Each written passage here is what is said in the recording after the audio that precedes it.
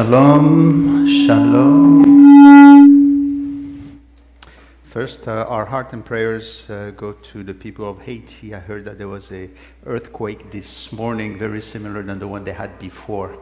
And so I pray that the Lord of heaven, will actually be there among all the people. They've suffered a lot already. So we pray that it will be fine with them. Now, first, I want to tell you also that we had such a great time last Sunday at Shalom in the Park.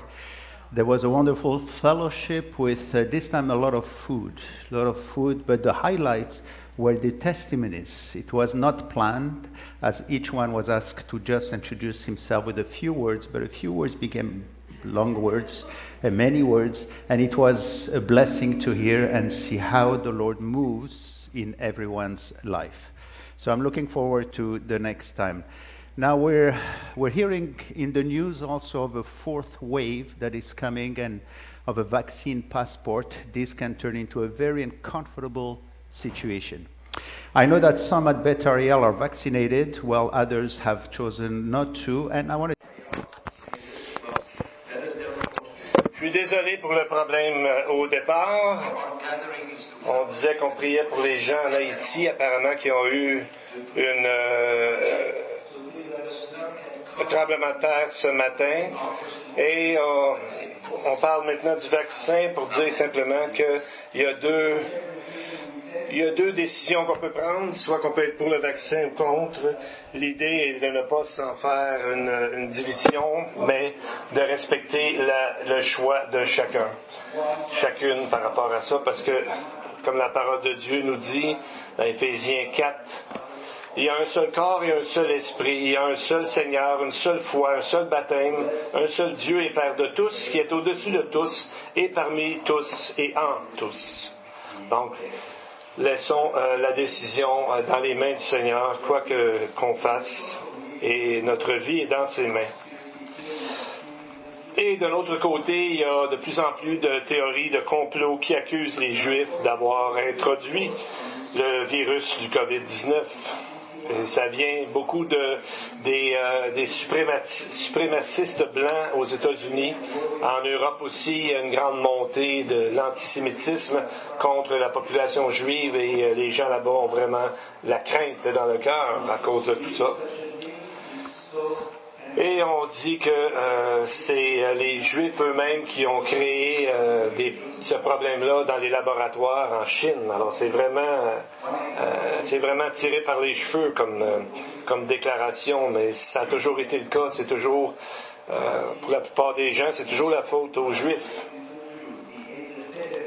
Donc c'est arrivé lors de la plaie bubonique.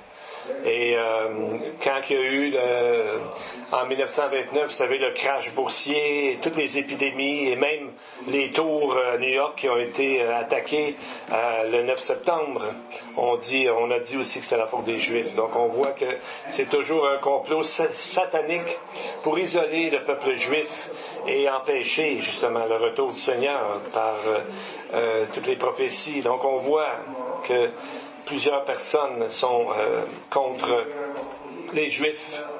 Mais pendant ce temps-là, les prophéties de la fin des temps continuent à avancer, comme les accords d'Abraham qui sont là-bas, que Trump a créé il y a quelques années, peut-être maintenant. Alors on voit cette semaine, Israël et le Maroc ont signé 3 ententes au sujet de la politique, l'aviation et la culture. Donc c'est vraiment une marque historique entre ces deux pays. Et donc, le Maroc est un autre pays islamique qui est en train de signer des traités de paix avec Israël. Il y a déjà les Émirats arabes unis, le Bahreïn et le Soudan. Donc, c'est vraiment un point prophétique qu'on voit qui est en train d'arriver. Et on va croire qu'il y a une paix. Et c'est pour ça que la parole dit qu'un jour, ils vont ouvrir leurs frontières aux gens. Et on voit que tranquillement, ça prend place. Et donc, c'est encore plus important pour nous de proclamer sa parole.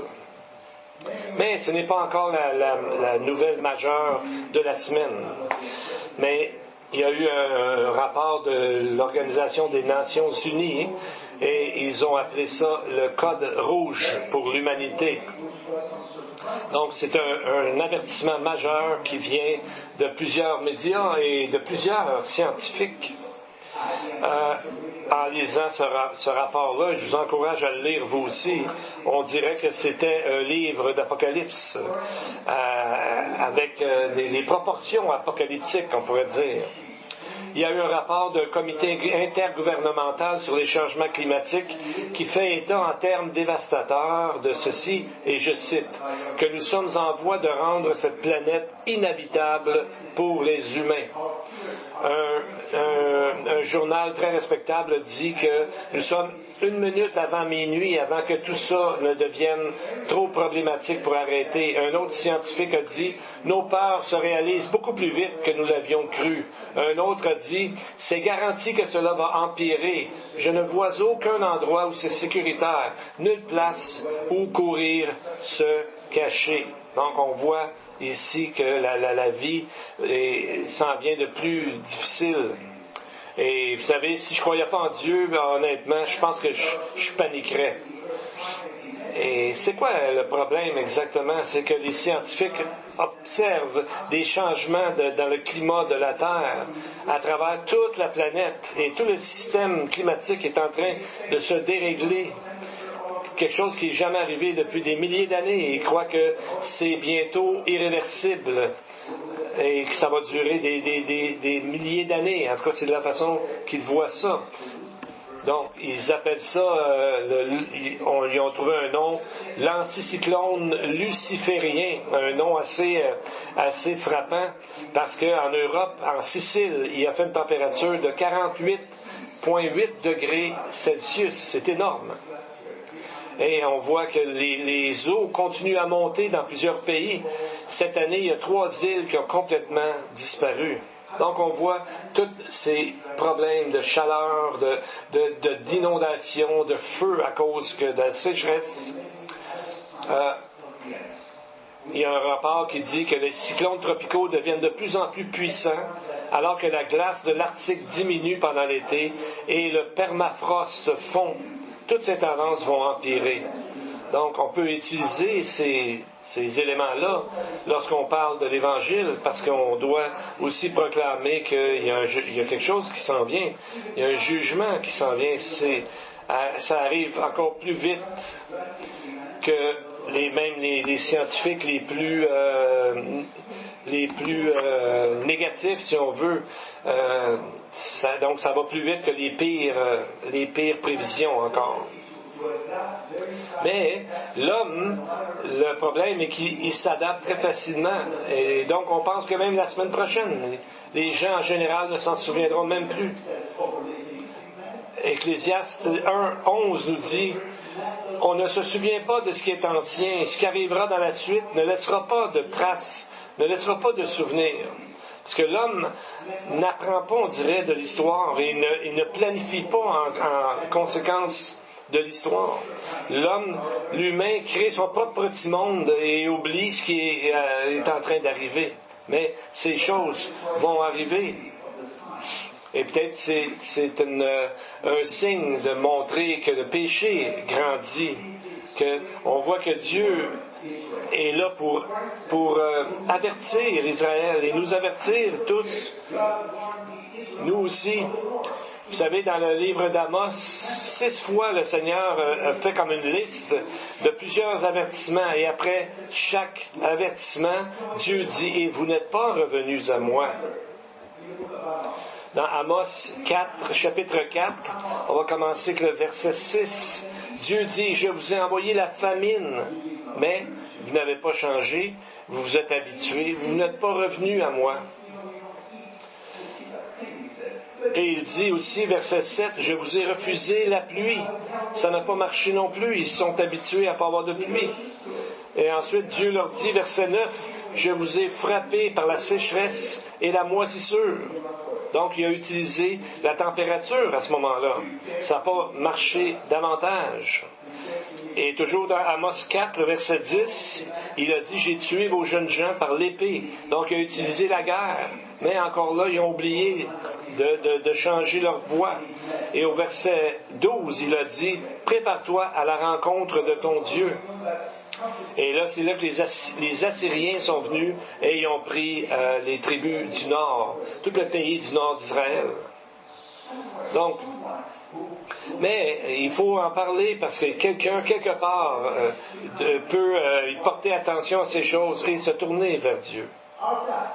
Notre travail est d'aller voir les gens qui sont ouverts et leur parler de la bonne nouvelle du salut que nous avons en Jésus pour que vraiment les gens se tournent parce que les choses s'accélèrent.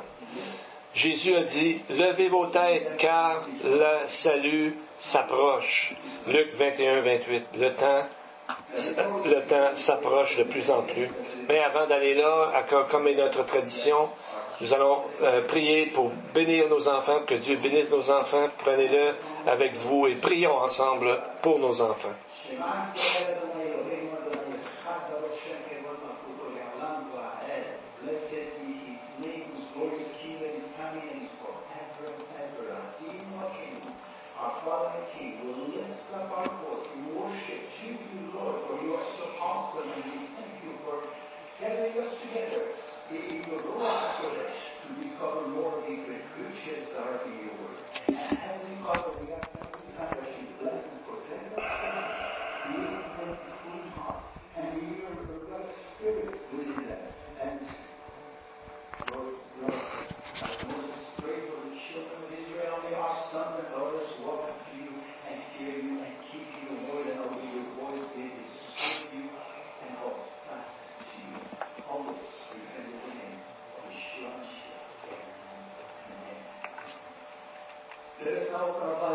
Bien, maintenant ouvrons nos Bibles à ce magnifique livre, Lévitique, chapitre 1.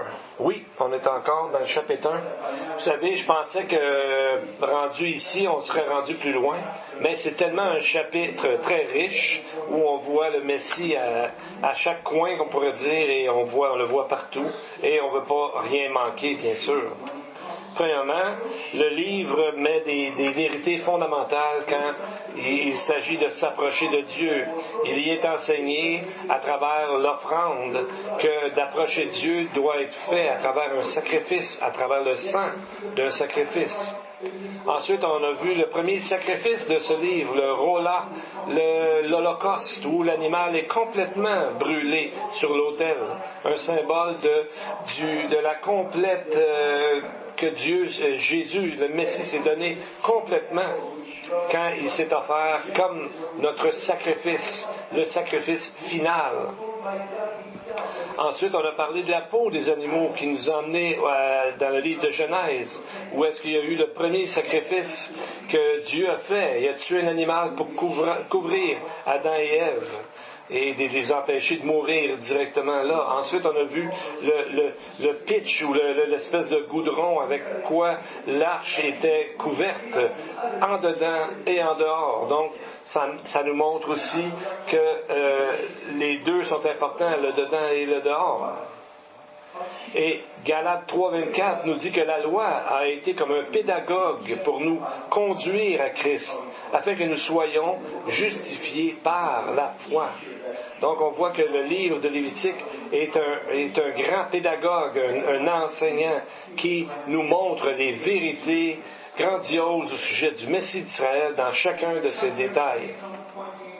Et le chapitre continue de pointer vers ces choses de tellement de différentes façons. Et en tant que notre rôle comme croyant. On va commencer par le verset 9, où on va commencer ce matin. Et c'est là que la personne elle-même, pas le souverain sacrificateur, mais la personne elle-même, et à qui il est demandé de faire des choses. Donc, c'est le genre de verset qu'on a envie de lire très vite, mais il y a un message très profond dans ce passage. Verset 9. Il lavera avec de l'eau les entrailles et les jambes, et le sacrificateur brûlera le tout sur l'autel. C'est un holocauste, un sacrifice consumé par le feu, d'une agréable odeur à l'Éternel. Quand on lit que la personne doit laver avec les entrailles avec de l'eau, on dit, comment Dieu peut-il demander une telle chose? Mais pour les gens de ce temps-là, ça l'amenait à penser beaucoup plus loin, parce que le mot entraille en hébreu, c'est le mot kéreb, qui était utilisé pour le siège des émotions, où est-ce qu'on ressent des choses. Donc, il était utilisé dans les Écritures pour le cœur ou l'âme. Même Ésaïe parle de ses sentiments intérieurs en utilisant ce mot, le mot kéreb. Ésaïe 16, 11, où quand David a parlé de ses péchés, il parlait de ses pensées intérieures. Psaume 49, 11, il a aussi utilisé le mot entrailles. Et on voit dans les épîtres, à un moment donné, qu'un des apôtres dit « Ouvrez-nous vos entrailles ». Donc on voit, c'est vraiment le siège de l'intérieur de la personne, son âme, son cœur. Donc, il devait le laver. Donc, c'est l'image qu'on doit être lavé intérieurement par le Seigneur, afin d'avoir un vrai sacrifice agréé par Dieu, et non pas seulement faire des actes religieux. Donc, ça demandait un changement de direction dans l'esprit. David a dit, les sacrifices que Dieu agrée, c'est un esprit contrit, un cœur brisé et repentant, ô Dieu, tu ne méprises pas. Donc 2 fois, il utilise le mot brisé. Et on voit que le mot contrit aussi veut dire non seulement brisé, mais d'être brisé en petits morceaux.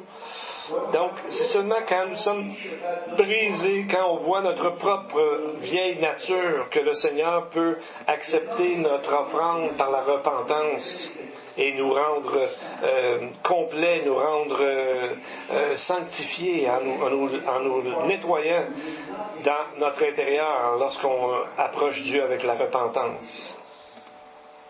Et ça démontre aussi un changement de direction, changement d'attitude et dans nos actions. Et le même verset, le verset 9, on parle des jambes, qui est le mot en hébreu, le mot kara, dans les Écritures. Il est seulement utilisé 9 fois dans les Écritures. Mais souvent, il est toujours utilisé pour le fait de se mettre, de se courber devant Dieu, pour adorer Dieu, lorsqu'on se met à genoux devant Dieu. C'est exactement le même mot dans Ésaïe 45, 23, quand le Seigneur dit que tout genou fléchira devant lui. Le mot fléchir devant lui, c'est le mot karar. Donc, c'est ce mot-là. Donc, ça allait beaucoup plus loin que simplement le mot laver les jambes, etc. Donc, on voit que c'était un acte d'adoration. En araméen aussi, plus tard, ce mot a été utilisé pour l'adoration. Et avec quoi? On lavait les entrailles avec de l'eau. Pourquoi n'en parler, puisqu'on sait bien que c'est l'eau qui nettoie les choses? Mais dans les Écritures et dans le Nouveau Testament aussi, l'eau est un symbole de la parole de Dieu. Et comme on voit, par exemple, dans un texte de Éphésiens 5, 26, où on parle de l'Église, où il est dit, afin de la sanctifier, l'Église, en la purifiant et en la lavant par l'eau de la parole, pour faire paraître devant lui cette Église glorieuse, sans tache ni ride, ni rien de semblable, mais sainte et irréprochable. Donc, cette sanctification doit être une continuelle sanctification, un continuel nettoyage de notre intérieur. Comme Jésus a dit dans Jean 17, 17, quand Jésus a dit « Sanctifie-les par ta parole est la vérité ». Jean 17, 17. C'est comme ça qu'on est sanctifié, qu'on est lavé. C'est par la parole de Dieu, par la prière de repentance devant Dieu. Donc on peut, à ce moment-là, être déclaré juste devant Dieu. C'est la seule façon, par la repentance. Il y avait toujours des eaux courantes, pas des eaux stagnantes. Donc, ça ne devait pas être facile parce qu'ils n'avaient pas de citernes, de grandes citernes. Il fallait qu'ils amènent l'eau au tabernacle. Et dans les jours du temple de Salomon, il fallait qu'ils montent toujours une espèce de colline pour amener cette eau-là. Donc, de la même façon, la parole demande aux croyants de chaque jour être rafraîchis, être lavés par les eaux purifiantes de Dieu. Et on voit aussi au verset 7 maintenant dans notre texte quelque chose d'intéressant. Les fils du sacrificateur Aaron mettront du feu sur l'autel et arrangeront du bois sur le feu.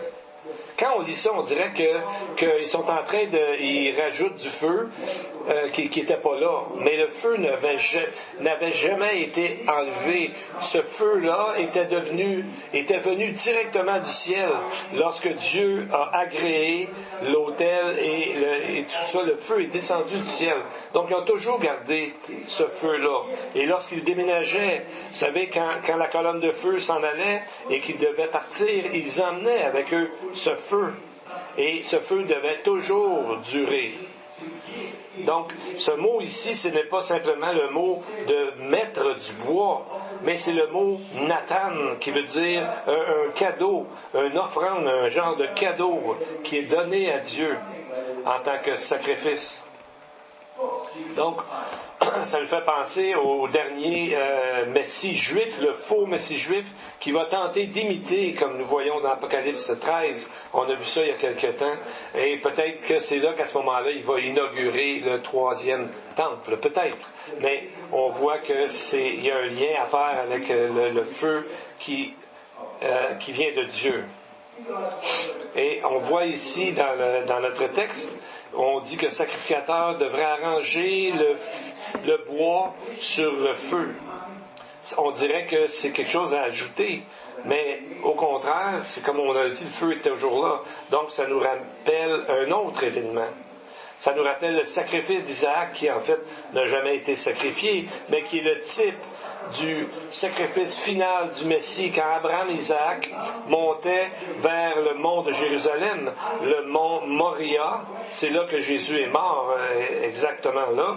Isaac a demandé à son père, Genèse 22, 7, « Mon père !» Isaac dit, « Voici le feu et le bois, mais où est l'agneau pour l'Holocauste? Où est l'agneau que Isaac a demandé? » Donc, les autres aussi se demandaient quand est-ce que tout ça va arrêter, comme tous ces offrandes avec tout ça. Ça l'a arrêté quand l'agneau de Dieu est venu. Donc, Abraham, c'était celui qui amenait le feu, exactement comme le Père, c'est lui qui amenait le feu pour l'autel. Isaac, le fils, lui, avait le bois sur son épaule, c'est lui qui montait le bois à la montagne. Donc, ça nous donne le parallèle avec l'image du Fils de Dieu qui, lui, a porté la croix et qui est allé jusqu'à l'endroit de la crucifixion. Et en plus, comme on a dit tantôt, c'est exactement la même montagne. Jésus a monté le propre bois pour son propre sacrifice, pour payer pour tous les jugements qui devaient tomber sur nous. Donc, on voit l'image vraiment frappante ici de Jésus. Mais le mot du bois ici a été amené dans le Nouveau Testament par Paul et Pierre qui en parlent souvent. Ils utilisent souvent ce mot bois, mais il est souvent écrit, traduit par le mot croix. Et on voit que souvent dans plusieurs traductions, au lieu de traduire le bois, on a traduit la croix. Par exemple, Pierre, dans 1 Pierre 2, 24. Lui qui a porté lui-même nos péchés en son corps sur le bois, afin que, morts au péché, nous vivions pour la justice, lui, par les meurtrissures duquel vous avez été guéris. Donc, il mentionne le mot bois ou arbre. En grec, c'est le mot xylon. Au lieu du mot croix, en grec, c'est le mot stauros. Peut-être pour rappeler aux croyants juifs que et bien sûr à nous aussi que Jésus est le sacrifice final de la loi mosaïque, qui accomplit toute la loi mosaïque. Le même mot xylon a été utilisé dans la Septante. Les 70 rabbins qui ont traduit la Bible en grec est utilisé dans Lévitique 1 aussi. Et Pierre a utilisé ce mot-là en parlant du souverain sacrificateur. Et quand il a dit dans Actes 5:30, le Dieu de nos pères a ressuscité Jésus que vous avez tué en le pendant au bois. Ça, c'est quand Pierre a parlé devant le Sanhédrin. Donc, il n'a pas utilisé le mot croix, mais il a utilisé le mot qui est très familier par rapport au sacrifice à ce moment-là et par rapport à ce bois-là. Et il a parlé du mot bois et non pas du mot croix. Malheureusement, dans nos traductions, c'est mentionné 27 fois le mot storos qui décrit une croix. Mais le mot pour bois ou arbre, xylon, est mentionné 20 fois, mais toujours pour un arbre ou un objet en bois. Donc on voit qu'il y a vraiment une différence entre les deux mots. Et malheureusement, dans nos traductions, c'est souvent traduit directement croix au lieu de bois.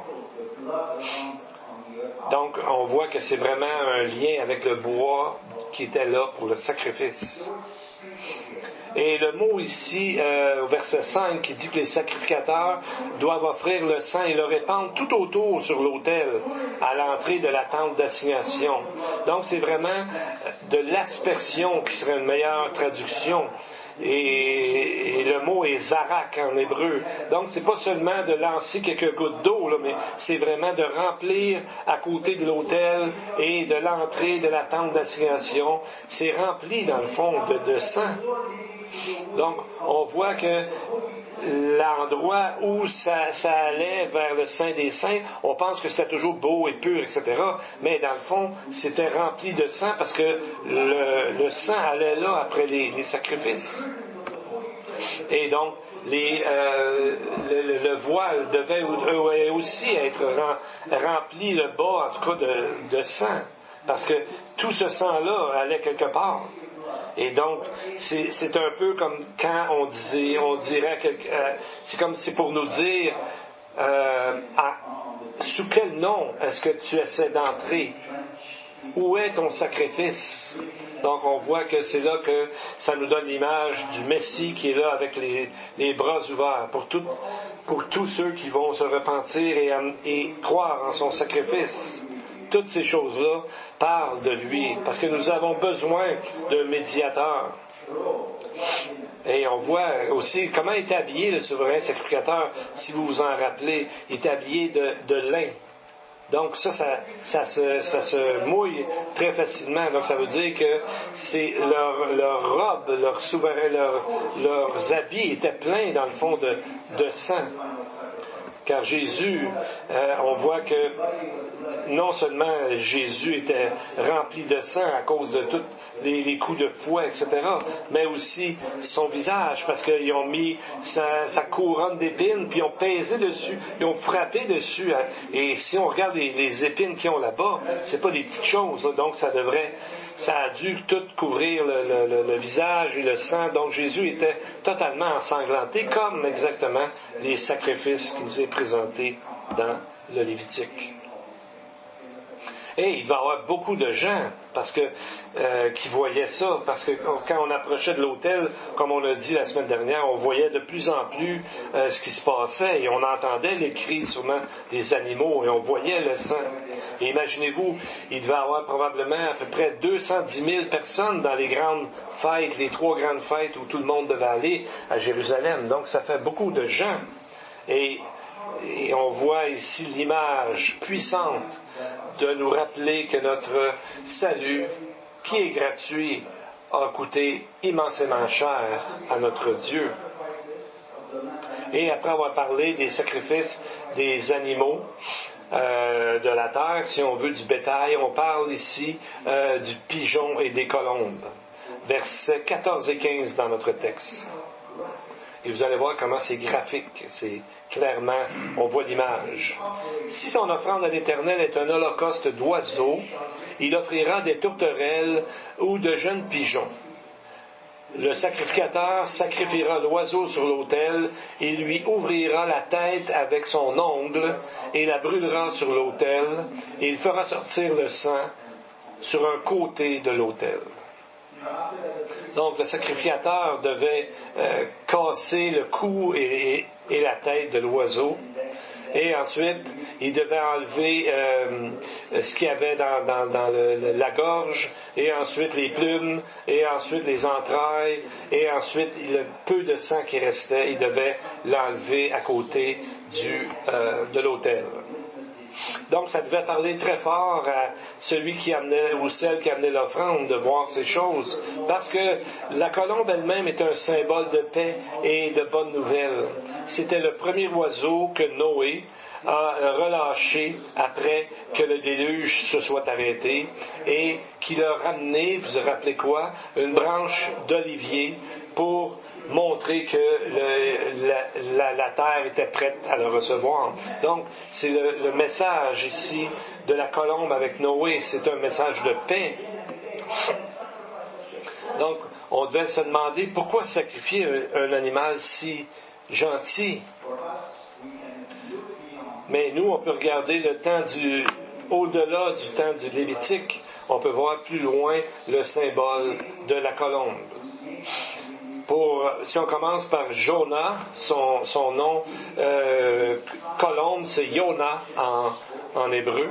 Donc, lui-même, le prophète Jonas ou Jonah était lui-même un symbole pour Israël. Malgré qu'il ne voulait pas y aller, il a fini par emmener quand même la bonne nouvelle. Et vous savez, il y a à peu près 600 000 âmes qui se sont tournées vers Dieu à Nénive. Et Jésus il a parlé de la colombe. Il a parlé de la colombe dans le sens qu'il a parlé de Jonas, qui est le signe de la résurrection. Jésus lui-même a fait ce lien, parce que Jonas a été dans le ventre du poisson 3 jours et 3 nuits. Donc, on voit qu'est-ce que Jésus en a dit d'avance. Pas d'avance, mais après que Jonas soit arrivé.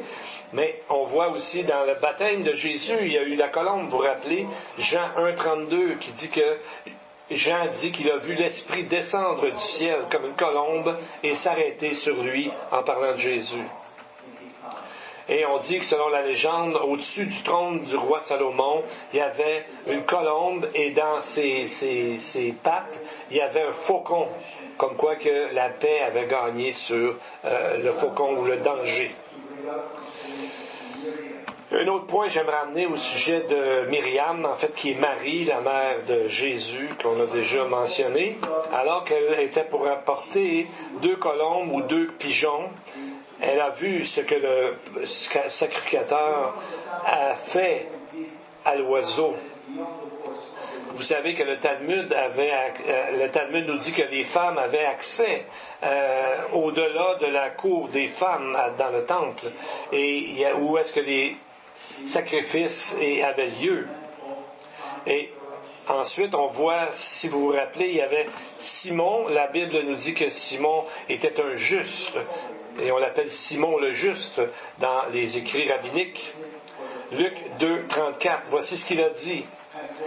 Siméon a dit, « Voici cet enfant est destiné à amener la chute et le relèvement de plusieurs en Israël, et à devenir un signe qui provoquera la contradiction, et à toi-même une épée te transpercera l'âme, afin que les pensées de beaucoup de cœurs soient dévoilées. » Donc, dans les mots, on voit qu'une épée te transpercera l'âme. Ça veut dire qu'elle aurait à vivre un peu comme l'oiseau là, qui mourrait. Elle verrait son fils mourir 33 ans plus tard. Mais, donc, c'est comme si elle aurait vu que son fils, déjà, servirait à la purification de tout le peuple et le sacrifice ultime. Donc c'est là où on peut voir que ça a percé son âme et ensuite elle a vu des choses voyant que son fils était vraiment le Messie. Donc notre âme devrait aussi être percée à travers lorsqu'on considère que lui, il a été percé à notre place. Et alors, ça nous amène une nouvelle espérance avec sa résurrection. Si on revient avec Simon, le juste qu'on appelle, et peut-être qu'il était le souverain sacrificateur au moment où Jésus était là. On en parle dans le Talmud qui parle des changements qui sont arrivés après sa mort à cet homme qu'on appelait Simon le Juste. Le Talmud babylonien nous dit à son sujet, je dis seulement quelque chose qui concerne les sacrifices ici. Les rabbins enseignaient, durant les 40 ans où Siméon le Juste fut souverain sacrificateur, le feu de l'autel n'a jamais perdu de sa force, et, à part les 2 mesures de bois prescrites, ils n'ont pas eu à ajouter aucun bois durant le temps de Siméon le Juste, mais après lui, après sa mort, parfois le feu persistait et parfois du bois devait être ajouté.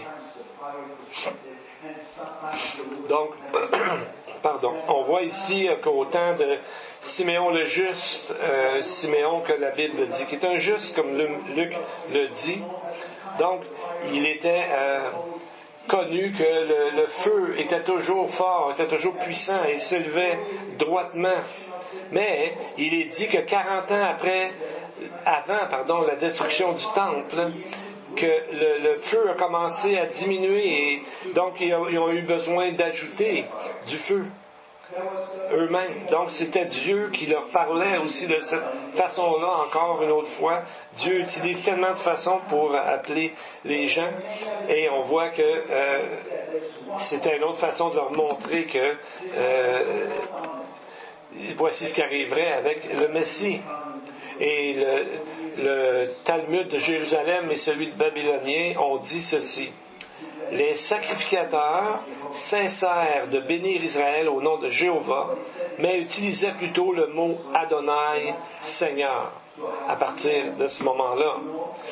Donc, on voit que c'est peut-être Simon le Juste qui était peut-être le dernier souverain sacrificateur qui a connu le vrai nom propre de Dieu, le Yud-He-Vav-He, les 4 lettres hébraïques de son nom. Et pourquoi? Parce que Jésus lui-même a dit dans Jean 14:9, « Celui qui m'a vu a vu le Père. » Donc, il est le chemin vers le Père. Juste quelques versets plus loin, dans Jean 14, toujours verset 16, un verset très connu, il a dit « Je suis le chemin, la vérité et la vie. Nul ne vient au Père que par moi. » Donc, c'est facile de voir comment le lien ici est fait, que Jésus est le sacrifice ultime et c'est le seul moyen pour se présenter à Dieu par son sang parfait et éternel. Il n'y a pas d'arrogance ici, c'est que Jésus fait simplement dire un fait, ce qu'il est. Un peu plus loin, dans Matthieu 10:16, Jésus a dit « Voici, je vous envoie comme des brebis au milieu des loups. Soyez donc rusés comme des serpents et simples comme des colombes. » Je ne pense pas qu'il nous disait d'être sacrifiés comme des colombes, comme on a vu, mais je pense qu'il veut nous dire que nous devons être simples ou inoffensifs comme des colombes, innocents et si fragiles. Donc on voit que c'est la façon que les gens sont censés reconnaître les chrétiens comme étant des gens inoffensifs, qui font pas de bruit et qui font pas vraiment de problème. Dans le fond, il faut imiter Jésus, c'est lui qui est notre modèle.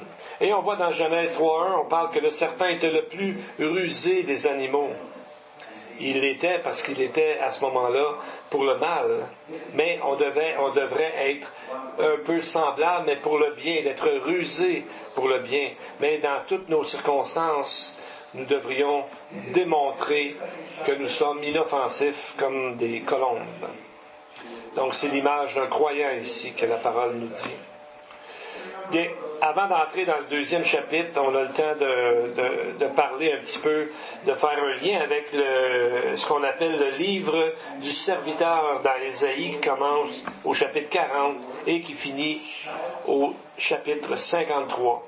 Et le chapitre 54 commence en disant réjouissez-vous de joie, consolez Israël. Donc on voit que c'est comme après que l'Holocauste soit donné, alors c'est la joie qui arrivait ensuite.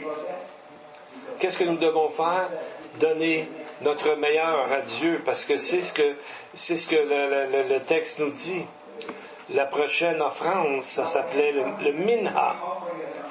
Lévitique 2:1. Lorsque quelqu'un fera à l'Éternel une offrande en don, son offrande sera de fleurs de farine. Il versera de l'huile dessus et ajoutera de l'encens.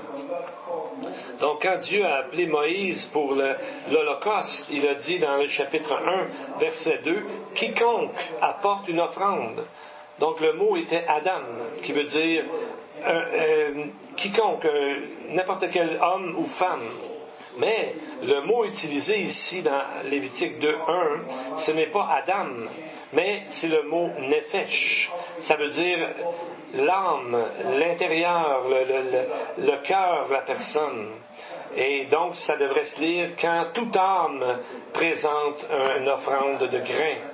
Donc, il y a un rabbin qui a changé ce nom et qui a dit que l'Holocauste, dans le fond, parlait de la même façon que cette offrande qu'on vient de voir, comme l'Holocauste parlait, dans le fond, démontrait qu'on parlait du Messie.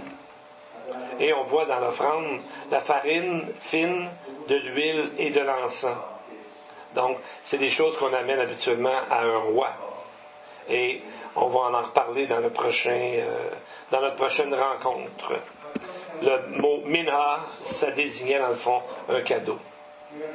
Je vais terminer par une histoire. Vous savez, il y a beaucoup d'histoires au sujet des miracles, mais il y en a qui sont exagérés, mais je pense que celle-là a dû arriver. C'est une femme qui demeurait en Afrique et elle est venue à croire au Messie et sa foi grandissait, mais son mari n'était pas du tout d'accord et sa communauté non plus.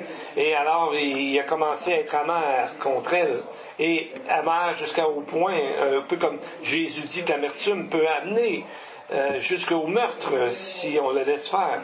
Donc il s'est dit, je vais l'accuser d'avoir volé mes clés, et avec ça, je vais faire toute une histoire pour qu'on puisse l'assassiner.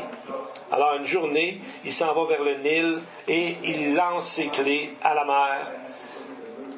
Puis ensuite, il a été passé toute l'après-midi à aller boire pour se préparer, pour un peu se geler, comme on dirait, ou s'endormir, pour pouvoir faire un meurtre plus tard. Et elle s'en va à un moment donné dans l'après-midi et est allée acheter un poisson. Et en ouvrant le poisson, elle s'est aperçue que dans le poisson, il y avait les clés de son mari. Alors elle a pris les clés, elle les a mis sur le crochet là. Et l'homme est arrivé le soir en criant, où sont mes clés? C'est de ta faute et tout ça. Elle a pris les clés sur le crochet, elle lui a donné.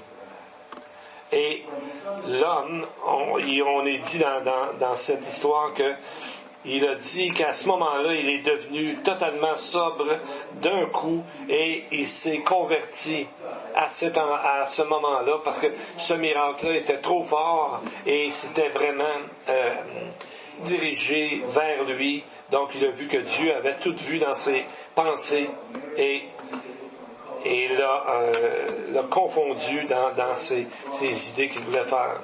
De la même façon, Dieu peut nous montrer de grandes choses dans notre vie. Dans les lois de la nature, à travers des gens alentour de nous, à travers ce que nous lisons, surtout la parole de Dieu, bien sûr. Mais dans toutes ces choses-là, Dieu est toujours en action. Donc, on a vu aujourd'hui plusieurs avertissements de la part de Dieu. Et je voudrais faire un appel ce matin à ceux qui n'ont pas encore donné leur vie au Seigneur n'ont pas encore compris que le seul offrande possible, acceptable par Dieu, c'est Jésus qui l'a payé à notre place. Aujourd'hui, je vais faire une prière de repentance très simple.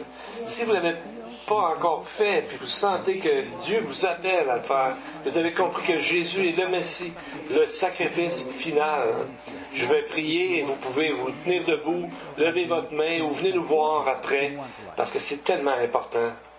C'est la chose la plus importante de votre vie. Jésus, aujourd'hui, je te donne ma vie. Aujourd'hui, je réalise que ton nom veut dire salut et que tu es mort pour mes péchés, car je suis un pécheur.